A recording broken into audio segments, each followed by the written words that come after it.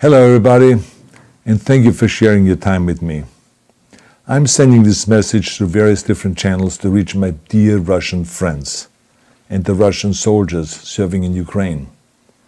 I'm speaking to you today because there are things that are going on in the world that are being kept from you, terrible things that you should know about.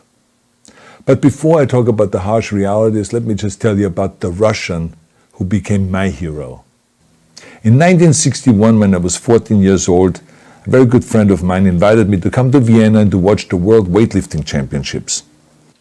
I was in the audience when Yuri Petrovich Vlasov won the World Championship title, becoming the first human being to lift 200 kilograms over his head. And somehow a friend of mine got me backstage.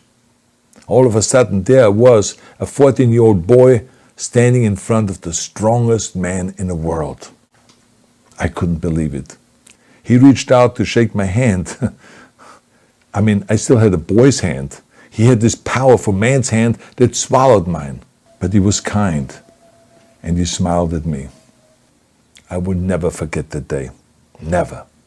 I went home and I put his photo above my bed to inspire me when I started lifting weights. My father told me to take down that picture and to find a German or an Austrian hero. He got really angry, and we argued back and forth. He didn't like Russians because of his experience in the Second World War. You see, he was injured at Leningrad, where the Nazi army that he was part of did vicious harm to the great city and to its brave people. But I did not take the photograph down, no, because it didn't matter to me what flag Yuri Vlasov carried. My connections to Russia didn't stop there, by the way. Oh, it actually deepened when I traveled there with bodybuilding and for my movies and met all my Russian fans. And on one of those trips, I remember, I met Yuri Vlasov once again.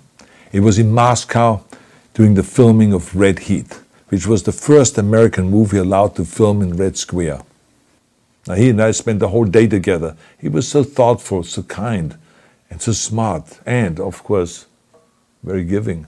He gave me this beautiful blue coffee cup, and ever since then I've been drinking my coffee out of every morning. Now, the reason why I'm telling you all of those things is that ever since I was 14 years old, I've had nothing but affections and respect for the people of Russia. The strength and the heart of the Russian people have always inspired me. And that is why I hope that you will let me tell you the truth about the war in Ukraine and what is happening there. No one likes to hear something critical of the government, I understand that. But as a longtime friend of the Russian people, I hope that you will hear what I have to say. And may I remind you that I speak with the same heartfelt concern as I spoke to the American people when there was an attempted insurrection on January 6th last year, when a wild crowd was storming the US Capitol, trying to overthrow our government. You see, there are moments like this that are so wrong, and then we have to speak up. And this is exactly the same with your government. I know that your government has told you that this is a war to denazify Ukraine. Denazify Ukraine? This is not true. Ukraine is a country with a Jewish president, I might add, whose father's 3 brothers were all murdered by the Nazis. You see, Ukraine did not start this war. Neither did nationalists or Nazis. Those in power in the Kremlin started this war. This is not the Russian people's war. No. As a matter of fact, let me tell you, what you should know is that 141 nations at the UN voted that Russia was the aggressor and called for it to remove its troops immediately. Only 4 countries in the entire world voted with Russia. That is a fact. See, the world has turned against Russia because of its actions in Ukraine.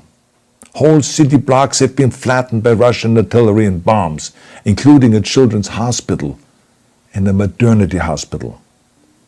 3 million Ukrainian refugees, mainly women, children, and elderly, fled their country, and many more are trying to seek to get out. It is a humanitarian crisis. Because of its brutality, Russia is now isolated from the society of nations. You're also not being told the truth about the consequences of this war on Russia itself.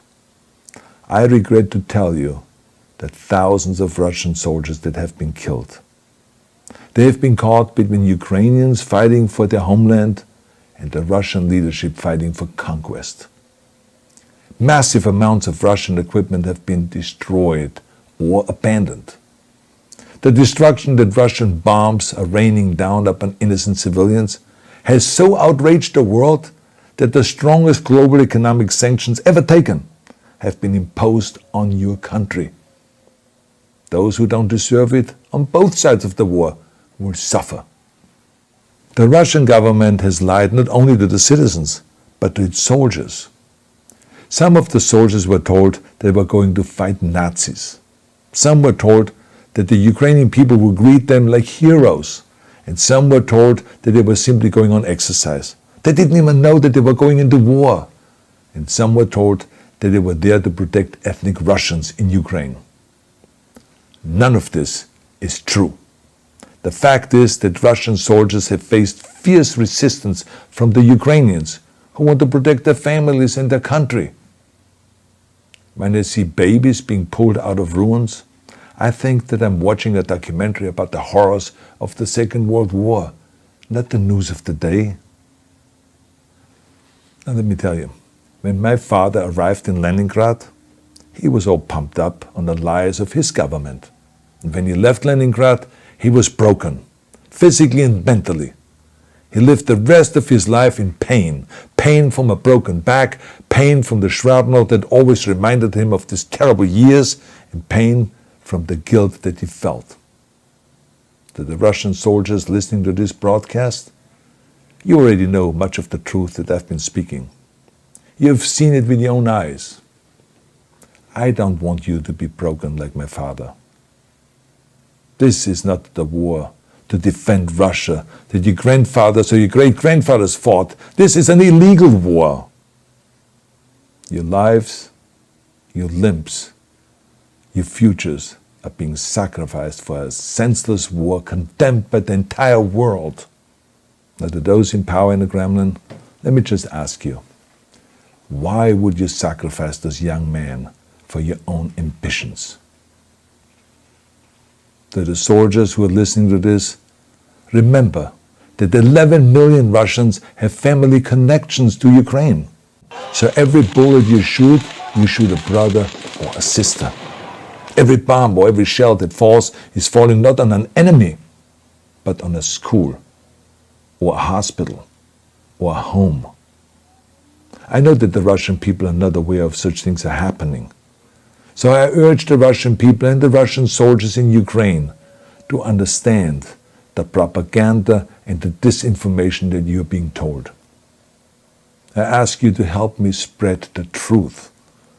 Let your fellow Russians know the human catastrophe that is happening in Ukraine.